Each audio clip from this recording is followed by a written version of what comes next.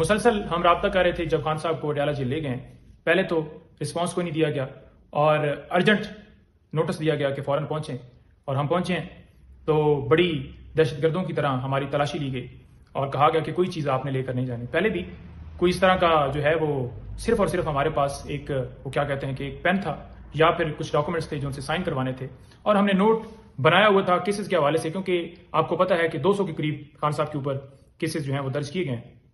تو تفصیلات ان کو دینی ہوتی ہیں کہ اس کیس میں یہ پروسیڈنگ ہوئی ہے, اس کیس میں یہ معاملہ ہوا ہے, تو وہ ان سے ڈسکس ہوتی ہیں اور وہ جو ان سے ہدایات ملتی ہیں کیسز کے حوالے سے وہ پھر ہم آگے آپس میں ڈسکشن کرتے ہیں. تو ایک لیگل حوالے سے ہماری ڈسکشن اور اس کو نوٹ کرنے کے لیے کچھ اپنے نوٹس جو بنائے ہوتے ہیں ان سے شیئر کرنے کے لیے وہ سارے پیپرز اور ساری چیزیں ہم لے کر جاتے ہیں.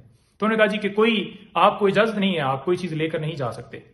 بڑا ہمیں حیرانگی ہوئی. ایک جگہ کے اوپر تلاشی لی گئی, اوور آل چیکنگ کی گئی, اور ہمارے پاس تو صرف وہی ایک پین اور وہ پیپر تھے.